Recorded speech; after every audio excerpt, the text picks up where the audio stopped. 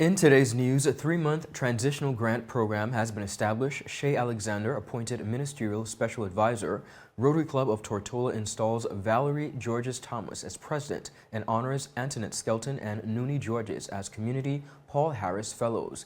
Deputy Governor David D. Archer delivers a monthly address. Sugar Boys Football Clubs wins President Club. All this and so much more when 284 News returns.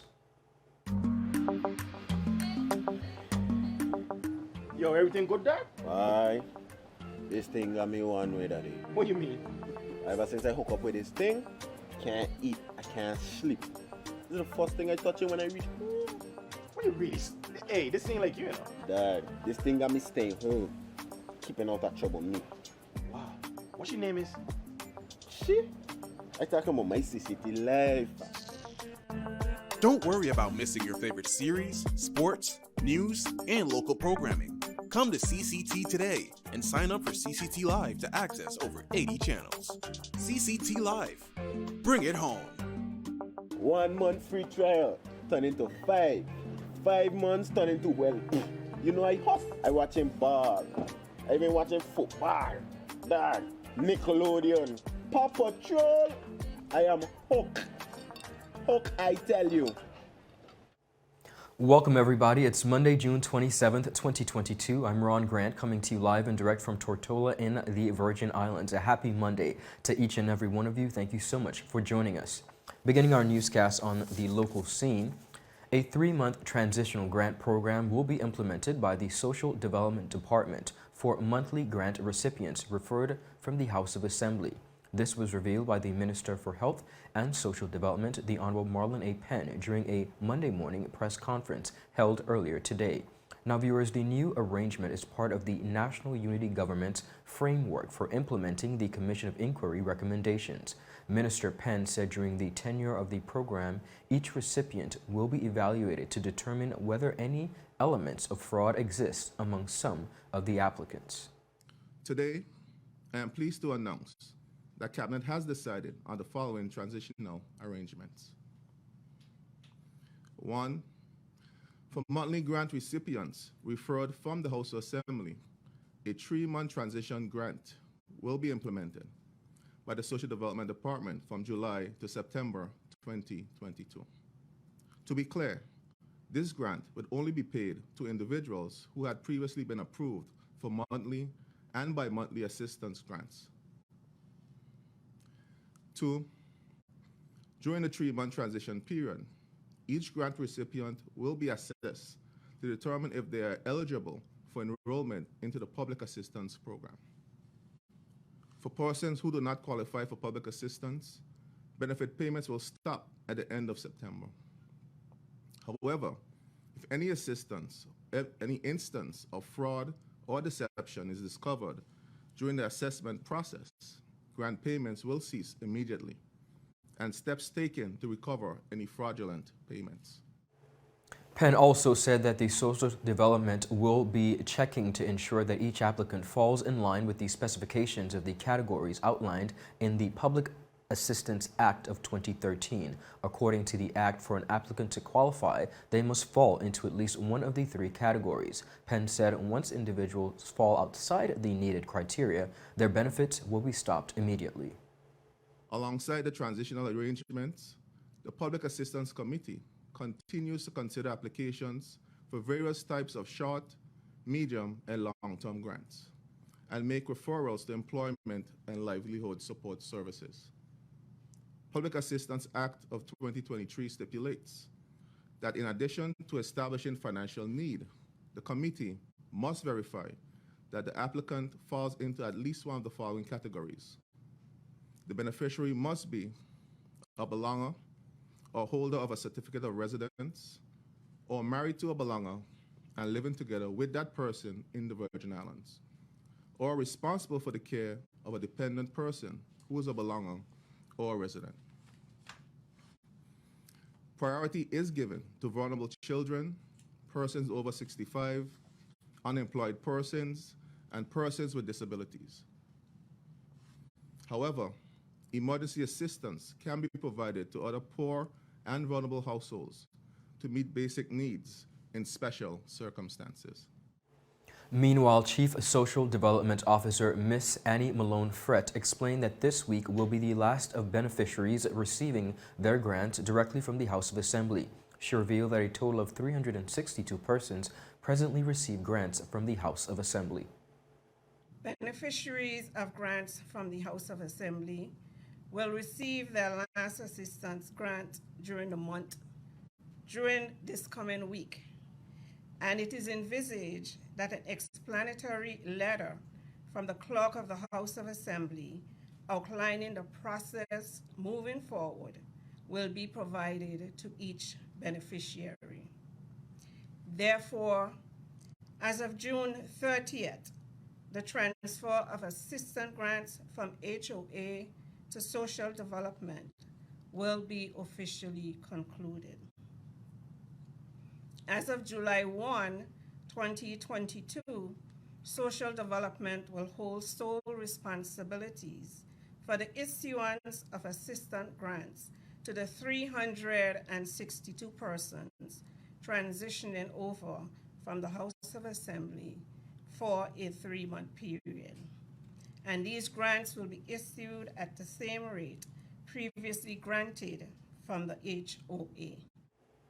Malone-Frett also disclosed that checks will now be available for collection during the final week of each month during the 3-month period. She revealed the locations for collection on each of the islands.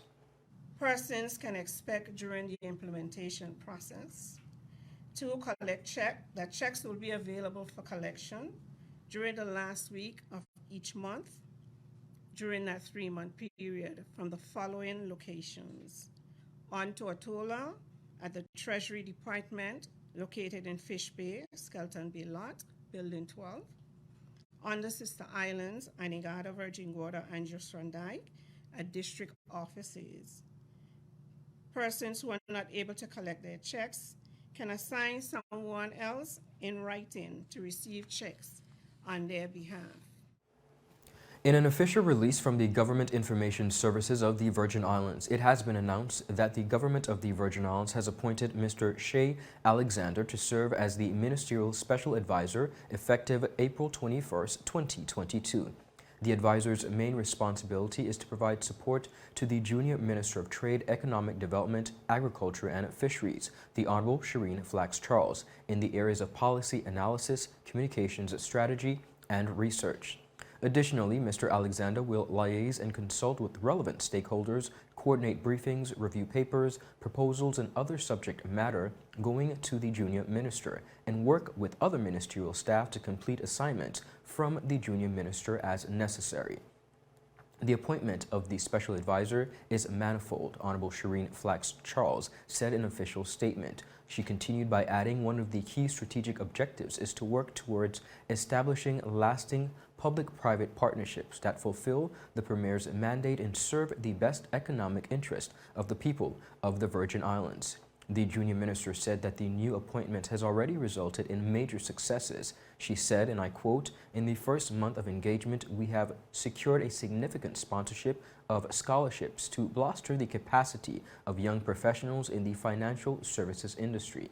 She continued by saying, "This is an excellent example of how we are better aligning corporate and public interests and support the growth of businesses and industries more generally so that they are in turn can make a fair contribution to the social economic direction of the territory."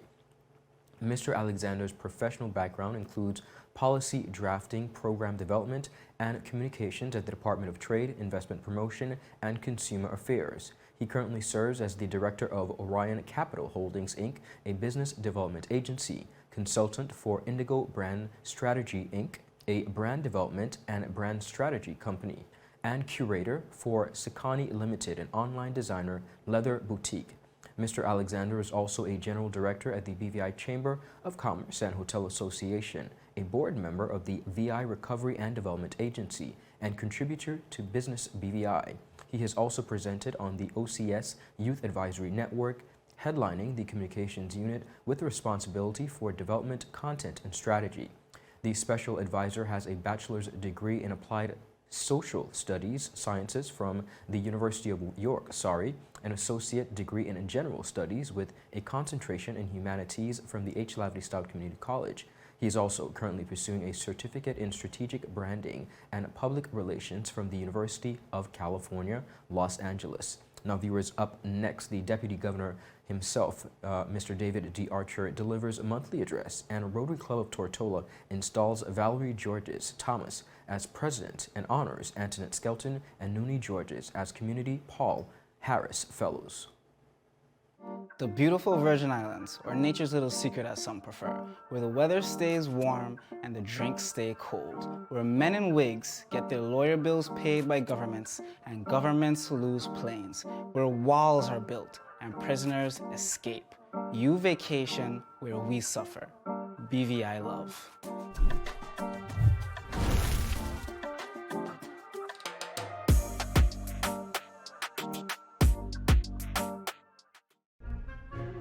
So you're saying I can ask this cat any question? The cat is connected to the computer. You just type in the question, it will read his mind. There the answer comes.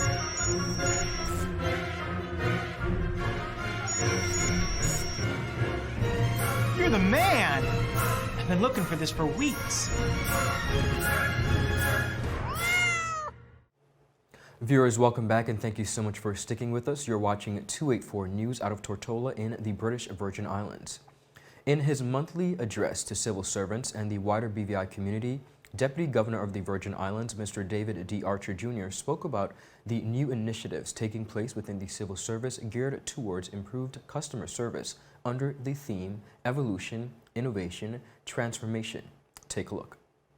I have been a public officer for the past 25 years. However, I have never been as excited as I am now to speak about a customer service focus for the public service. I hope you've actually seen recently a job advertised called the Director of Customer Service. We are in the business of serving people. So, how do we ensure that we have the right policies, procedures, or we pay attention? We create a customer service unit for the customer service approach within the public service. So what does that mean?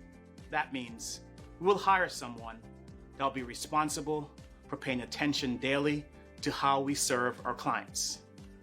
To see this in action right now, when you visit the Department of Labor, Immigration, Customs, DMV, or even Inland Revenue, if you've been served extremely well at your own time and leisure, log on to rateus.gov.vg.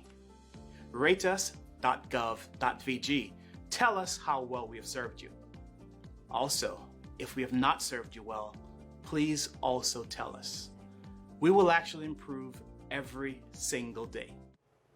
Additionally, the Deputy Governor spoke about the new position now available for a Director of Customer Service and efforts being made to build the customer service unit of the civil service in the Virgin Islands. So when you hear about the new public service being transformed, when you hear about serving customers, understand that will be led by the Director of Customer Service for the public service. I encourage anyone who has interest, ideas, and thoughts, or also if you think you can be that person, to apply so that this journey of better serving our clients each and every day can be achieved in a more systematic, strategic way, but also with clients at the forefront of what we do. Thank you. That was Deputy Governor of the Virgin Islands, Mr. David D. Archer.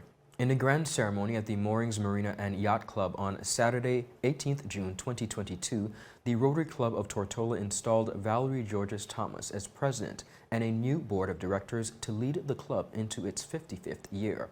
President Valarie was inducted as a member of the Rotary Club of Tortola in August of 2004. She was Assistant District Secretary for District 7020 in 2019 to 2020 and served in many capacities of the board of directors of the club. She is a Paul Harris Fellow. President Valarie particularly enjoys working on initiatives that involve the youth and the environment. High on her agenda in the coming Rotary year will be a campaign to address the ongoing illegal littering and dumping of waste in the British Virgin Islands. In her remarks at the dinner, President Valarie said that she is looking forward to serving in a year that is historic for Rotary International, as the first woman, Miss Jennifer E. Jones, is installed as the 2022-2023 President of Rotary International, noting that Miss Jones is urging Rotarians to dream big and harness their connections and the power of Rotary to turn those dreams into reality in order to transform the world. President Valarie pledged to continue the club's exceptional service to the community locally and beyond under the Rotary International 2022-2023 theme of Imagine Rotary and the District 7020 theme, Infinite Possibilities. Now viewers, the other members of the Board of Directors for the new Rotary year are Abby O'Neill, Vice President, Eon S. Smith, Immediate Past President, Kelvin Liebert, President-elect, Milton Creaky Jr., Secretary, Kenneth Morgan, Treasurer, Ellie Crespi, Sergeant-at-Arms, Nikema Bell, Secretary-elect, Humphrey Lee, Treasurer-elect, and Directors Argel Horton, Exora Wong, Brian Liverpool, Henry Creaky, Selena O'Neill, and Kathy Richards. During the evening's festivities, Rotarian Selena Sherry O'Neill was named Rotarian of the Year for 2021-2022 for her commitment and dedication she has shown to the work and well-being of the club and Rotary in the BVI since being inducted as a member only last year. A highlight of the evening's proceedings was the bestowing of Community Paul Harris Fellows on Miss Nonie Georges and Mrs. Antoinette Skelton. Now, Miss Georges was honored for her acts of charity and volunteerism in so many areas of BVI life. She was instrumental in the establishment of the Youth Empowerment Program in 2003. She has been deeply involved in environmental initiatives and is a local liaison and legal expert on the BVI Waste Management Strategy Review Project. Ms. Georges is also involved in the provision of pro bono legal services through the BVI Pro Bono Project, which she launched in 2013. She is chair of the Guana Fund and has coordinated over $250,000 in donations to the community from 2016 to date, including the implementation of BVI meals. Ms. Georges is also the managing director of Seven Seas Water Corporation, through which, since 2018, has seen more than $50,000 in donations supporting a variety of BVI community organizations. Now, Mrs. Antoinette Skelton was recognized for her long-standing role in Social Security. She was the director of the British Virgin Islands Social Security Board from 1990 to 2021. Prior to that, she held the position of deputy director from 1982. Mrs. Skelton served as chairperson for the Public Service Commission and a member of the Judicial and Legal Service Commission from 2006 to 2010. She also served on several committees, such as the Income Tax Board of Referees, the Advisory Committee on Fiscal Matters. Additionally, she was a bureau member of the International Social Security Association for approximately 13 years. Mrs. Skelton is an active member of the BVI Seventh-day Adventist Church and has served in various positions locally and at the conference level. Mrs. Skelton was awarded the 2016 Atlantic Connection Pathfinder Award in Coral Gables, Florida, for her continued support and her exceptional contribution to global fiduciary education and fiscal responsibility.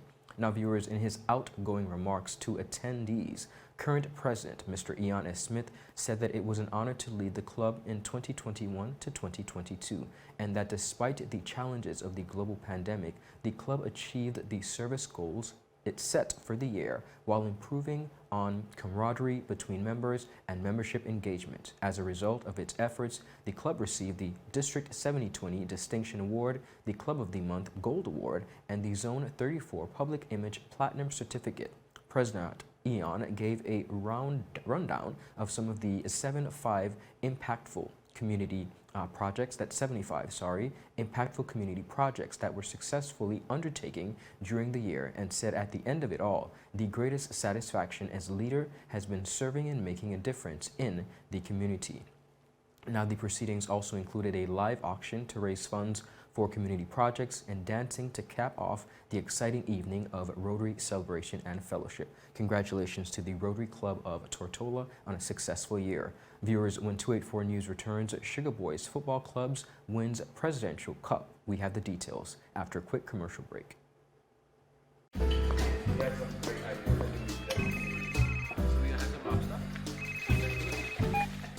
Hello?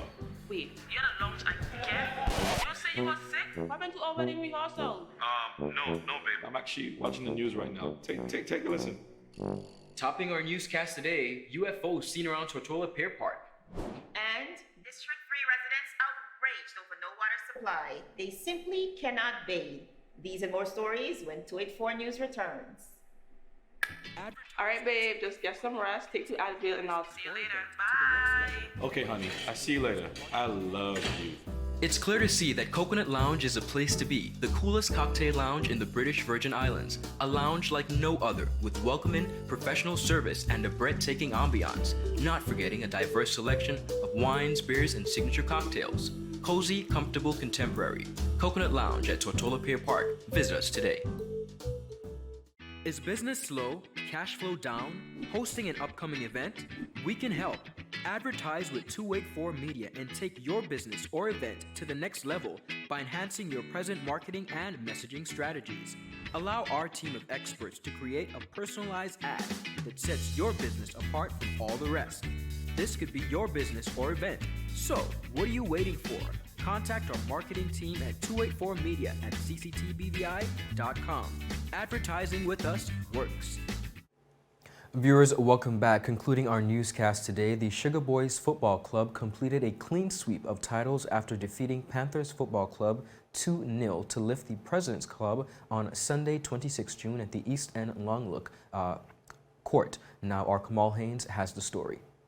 Well, the reigning National League champions, Sugar Boys FC, opened the scoring within 5 minutes of the second half as Oswald Holder found himself unmarked at the far post and headed home. Well, the second goal came from a free kick right on the edge of the 18-yard box, which was curled around Panthers' defensive wall by German Gonzalez. Well, following the victory, Sugar Boys was awarded both the President Cup and their National League Championship trophy, as well as the Under-13 Youth Championship trophy. Well, Gonzalez received the National League MVP award, while Sugar Boys captain Daryl Redhead was named Player of the Season. Well, I caught up with Redhead to speak about the victory and his team's performance over the season. It's a great feeling for us, not only the players but also the supporters are behind us, because they support us very well. And I would like to congratulate the Under-13 as well, because they've been showing that they want to play football a lot. They come in around in the evening training very well, and the guys are coming out to training very well, so I want to congratulate them on that.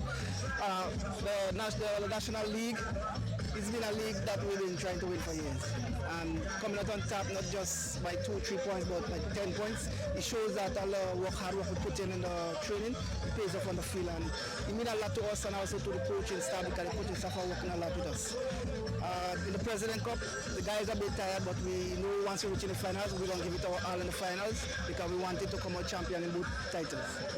I mean, as a defending champion, in terms of, well, as a reigning champion, the national champion in the National League, was there any pressure coming up in this President's Cup final? Well, yeah, we expected some pressure, because no team don't take us for granted. Whenever they come up against Sugar Boys, they always put their best foot forward. So we didn't want to come to play any game and think it would be a walkover. So we were expecting a good fight from whoever team we had meet in the finals. But we also touched base with goal scorer Holder, who spoke on behalf of his comrade Gonzalez. We train hard, we train 3 days a week, we train very hard, and this is what we come out, we train to do. So at the end of the day, we have one goal, is to just come out and play football and win, and we got it done tonight. Hello. And obviously this is close, this is the end of the season. Obviously the season restarts in October. What will your rest period look like? Do you expect to perform similarly come next season as well? Well, yeah, definitely. We're going to get some rest and then back in the training ground and just do whatever we have to do, work on the little mistakes we made, and try to come even better next year and win the cup again next year. And speak about your colleague, Mr. Dermot, also complimented you and your team as well. Well, one of the best players come straight from Colombia, and he's doing exactly what he's supposed to do, and he's keeping us up top, scoring the goals, and that's what we want from him. And what message would you leave for your fans and for the supporters that would have came out throughout the competition to support you guys? Well, I just want to say to the fans, it's the best team to cheer for in the league because you won't be disappointed. You will just get wins because that's what we deliver, win. Well, meanwhile, the president of the BVI Football Association, Mr. Andy Bickerton, congratulated both teams for exhibiting a great display of football on the night. I'd like to congratulate both teams on a really good game tonight. Panthers, you defended very, very well. Unfortunately, you gave midfield to Sugar Boys. They put you under a lot of pressure, but well played. Congratulations, Panthers. Sugar Boys, you played really good football tonight. You dominated the midfield. When you dominate midfield, it's only a question of when you can score. So congratulations. I always enjoy watching you play football. And I think we should all take a lesson from Sugar Boys because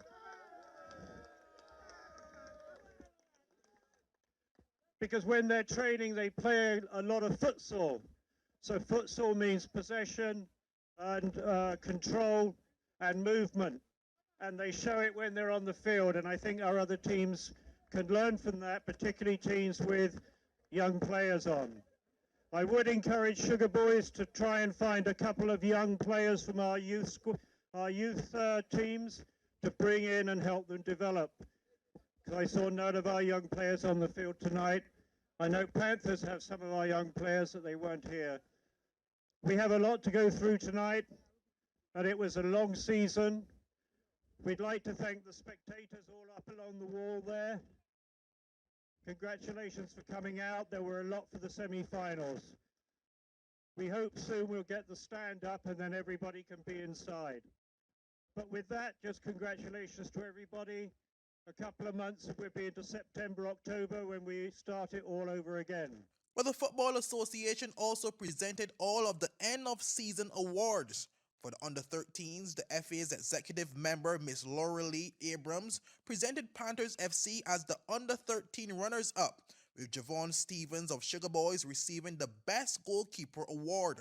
The Best Midfielder went to Shomari Leonard, also of Sugar Boys, while Panthers FC took the remaining awards, with Mario Carter winning Best Defender, Mitchell Williams Best Forward, and Miles Penn Most Goals. Well, the Under-18 award winners were presented by First Vice President Mr. Avanel Morton and included league champions VG United, runner-up Wolves FC, Best Goalkeeper Jerick Samuels from VG United, Best Defender Michael Palladino from Wolves FC, Best Midfielder Joel Mars from VG United, Best Forward Adrian Padilla from One Caribbean FC, and Most Goals Sam Potjeter from Wolves FC. Well, the Women's Award were presented by General Secretary Miss Juliana Luke and went to the 4th place team, the Panthers FC, 3rd place Wolves FC, runners-up VG United, and league champions Avengers FC. In the Women's Individual Awards, Brittany Peters from Avengers FC won Best Goalkeeper, while Ariel Mohammed from Wolves FC won Best Defender, Kezia Gums from VG United Best Midfielder, Chelsea Edwards from Wolves FC Best Youth Player, and the MVP went to Lil Makeda Foy from Avengers FC. A Manager of the Year was Gloria Foy of Avengers FC, and the Fair Play Award went to Wolves FC. In the National League, trophies were presented by President Bickerton to Wolves FC for finishing 4th, and runners-up Panthers FC. Well, the Golden Gloves Award went to Willis Buckley of Panthers FC, while the Golden Boot to Wayne Phillip of Panthers FC, while Youth Player of the Season went to Johari Lacey. Lennon Aldain of Rebels FC took Manager of the Year, and Fair Play Award went to Old Madrid FC. While match official Laura Pompey, Tashana, and Referee of the Year Carl Barrett were all presented with trophies. Special awards went to Kilani Nikki, Johari Lacey, Justin Smith, Sheldon Tony, Levon Williams, Mekai Walters, Jalen Prentice, Michael Palladino for their exploits on the field as well as for their academic achievements. Reporting for 284 News, I am Kamal Haynes. Thank you, Kamal, and congratulations to the Sugar Boy football team. Viewers, that's all the time we have. I will see you tomorrow. You've been watching 284 News. Have a happy Monday. Bye-bye.